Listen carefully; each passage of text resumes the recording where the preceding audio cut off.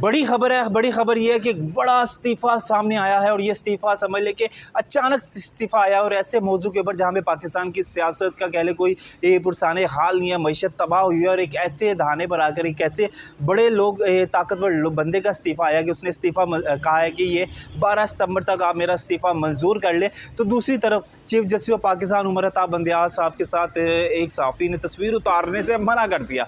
उसने कहा मैंने तस्वीर नहीं उतारनी, ये सारा क्या माजरा है। उससे पहले आपको ये बताएं कि ज़ुबैर मोतीवाला जो बिज़नेसमैन है उसके बयान के बाद दो बिज़नेसमैनों के और बयान आए कि आर्मी चीफ साहब ने इस तरह की बात कोई नहीं की कि कोई सियासी जमात इसके साथ मुखलिस नहीं है। तो ANP के एमल खान वली हैं, उन्होंने एक तकरीब में ये कहा कि ISPR को चाहिए कि इससे प्रेस रिलीज़ जारी करे कि ये जो उन्होंने बयान दिया है इसकी तरदीद करें ज़ुबैर मोतीवाला के बयान पे कि उन्होंने 12 सितंबर दिन 2 बजे तक का टाइम दिया था कि हम आर्मी चीफ से ये दरख्वास्त करते हैं कि वो 12 सितंबर तक एक प्रेस रिलीज़ जारी करें कि जिसमें आप ये बता सकें, इस चीज़ की तरदीद कर सकें कि ये जो ज़ुबैर मोतीवाला का बयान है कि जो आर्मी चीफ ने कहा है कि कोई भी सियासी जमात पाकिस्तान के साथ मुखलिस नहीं है, इसको वो डिनाई करें ताकि जो इनकी रोटियाँ चलती हैं, इन लोगों की जो असर रसूख है वो बंद हो जाएगा इस बात के बाद। तो फिर उन्होंने कहा था कि हम बताएंगे कि जनरल अयूब से लेके जनरल बाजवा तक कौन कौन वफ़ादार है, कौन कौन मुखलिस है। इवन कि उन्होंने ये भी कहा कि हम वफ़ादार नहीं, हम मुखलिस हैं, वफ़ादार तो कुत्ते होते हैं,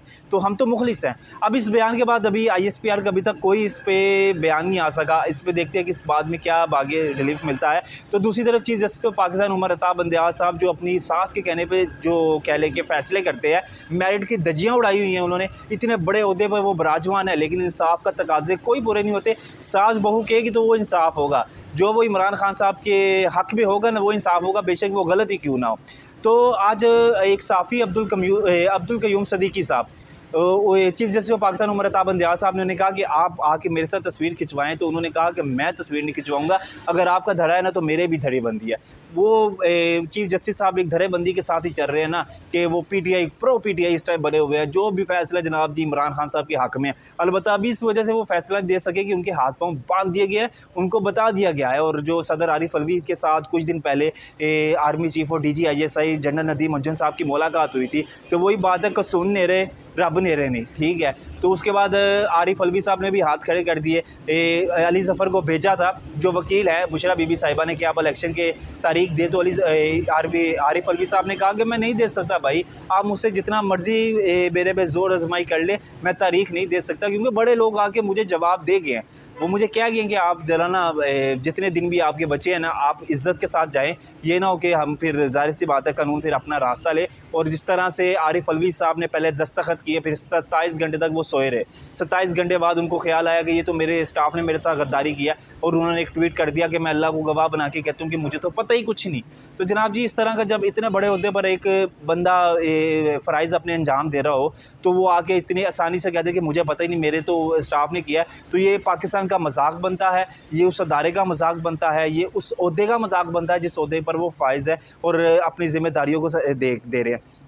तो दूसरी तरफ आपको ये बताएं कि जो एक बड़ा इस्तीफ़ा, अचानक इस्तीफ़ा आया है, और ये इस्तीफ़ा आया है NAB के जनरल प्रोसिक्यूटर का, और उसने कहा है कि आप मेरा इस्तीफ़ा मंजूर करें और 12 सितंबर तक आप मेरा इस्तीफ़ा मंजूर कर लें। हालांकि उनकी जो मुद्दत है वो 2024 फरवरी तक उनकी ये मुद्दत है कि वो अपनी ज़िम्मेदारियों को निभा सकते हैं। लेकिन अचानक ये इस्तीफ़ा, क्योंकि डंडा चल रहा है इस टाइम आर्मी चीफ साहब का, और जो भी है ना वो डंडा उनका, अब कोई भी उसके रडार में आएगा जो नाजायज़ होगा उसके ऊपर वो डंडा चलेगा। और इसी वजह से ये जितने भी लोग हैं ना, ये अच्छे तो नहीं, अलबत्ता जो बुरे लोग हैं, जो अपना काला धंधा या अपना गोरख धंधा ये चला रहे हैं जनाब जी, वो डरे हुए हैं। वो हर सूरत यही कह रहे हैं कि हम किसी तरीके से ना इन चीज़ों से बच जाएं, सिफारिशें करवा रहे हैं, ये कर रहे हैं, वो कर रहे हैं। ईरान तेल जो हमारा स्मगल होता है, अफ़गानिस्तान, डॉलर, महंगाई, हर चीज़ को समझ लेके आर्मी चीफ साहब ने अपने हाथ में कमान ले लिया, और उन्होंने कह दिया कि नो मोर, अब किसी सूरत कोई चीज़ बर्दाश्त नहीं होगी।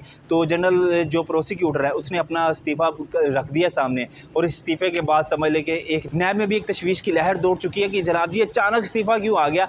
और अब निगरान हुकूमत के पास अब अल्लाह जाने की ये इख्तियार है कि नहीं है कि वो नया जो प्रोसिक्यूटर लगा सके। और NAB में बहुत से केसेस चल रहे हैं, बहुत बड़े बंदों के केसेस चल रहे हैं। अब इन केसेस का क्या बनेगा, अब इस अदारे का क्या बनेगा? अब पाकिस्तान में जो चल रहा है निज़ाम, डंडा निज़ाम, इसका कितना कामयाब होता है। और हम आर्मी चीफ साहब के लिए दुआ गो हैं कि अल्लाह ताला उनको उनकी जो काम है उसमें कामयाब करे और उनको सेहत तंदुरुस्ती दे और अपने वो मिशन में कामयाब रहे। इंशाल्लाह आपसे बहुत जल्द मुलाकात होगी, तब तक के लिए आप हमें इजाज़त दें। अल्लाह ने के बाद बड़ी खबर है, बड़ी खबर ये है कि एक बड़ा इस्तीफ़ा सामने आया है और ये इस्तीफ़ा समझ लें कि अचानक इस्तीफ़ा आया और ऐसे मौजू के ऊपर जहाँ पे पाकिस्तान की सियासत का कह ले कोई पुरसाने हाल नहीं है, मईशत तबाह हुई है और एक ऐसे दहाने पर आकर एक ऐसे बड़े लोग ताकतवर बंदे का इस्तीफ़ा आया कि उसने इस्तीफ़ा कहा है कि ये 12 सितंबर तक आप मेरा इस्तीफ़ा मंजूर कर लें। तो दूसरी तरफ chief justice of Pakistan Umar Ata Bandial साहब के साथ एक सहाफ़ी ने तस्वीर उतारने से मना कर दिया।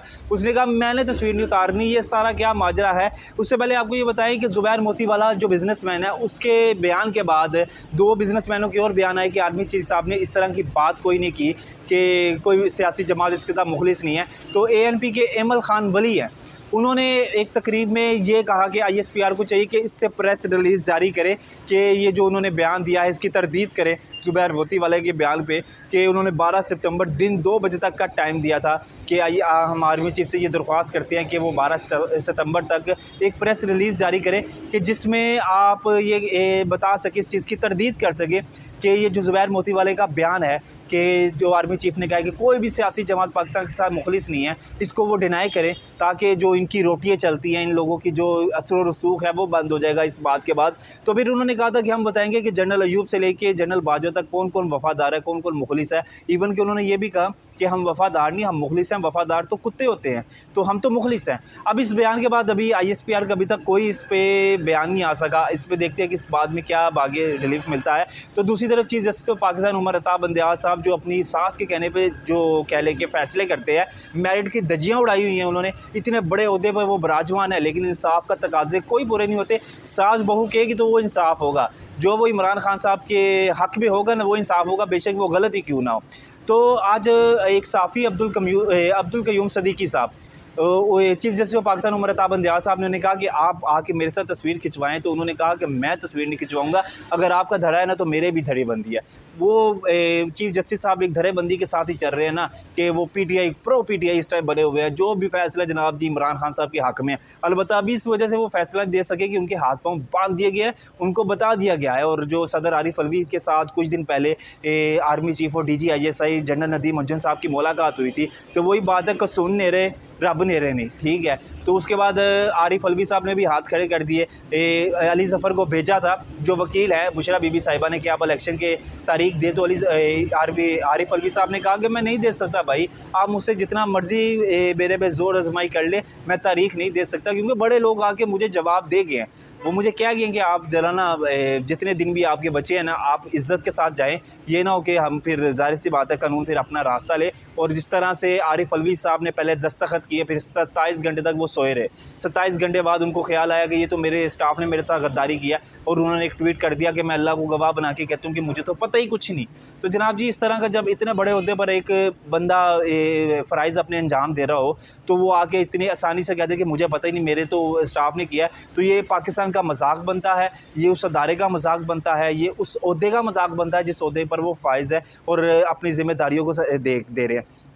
तो दूसरी तरफ आपको ये बताएं कि जो एक बड़ा इस्तीफ़ा, अचानक इस्तीफ़ा आया है, और ये इस्तीफ़ा आया है नैब के जनरल प्रोसिक्यूटर का, और उसने कहा है कि आप मेरा इस्तीफ़ा मंजूर करें और 12 सितंबर तक आप मेरा इस्तीफ़ा मंजूर कर लें। हालांकि उनकी जो मुद्दत है वो 2024 फरवरी तक उनकी ये मुद्दत है कि वो अपनी ज़िम्मेदारियों को निभा सकते हैं। लेकिन अचानक ये इस्तीफ़ा, क्योंकि डंडा चल रहा है इस टाइम आर्मी चीफ साहब का, और जो भी है ना वो डंडा उनका, अब कोई भी उसके रडार में आएगा जो नाजायज़ होगा उसके ऊपर वो डंडा चलेगा। और इसी वजह से ये जितने भी लोग हैं ना, ये अच्छे तो नहीं, अलबत्ता जो बुरे लोग हैं जो अपना काला धंधा या अपना गोरख धंधा ये चला रहे हैं जनाब जी, वो डरे हुए हैं।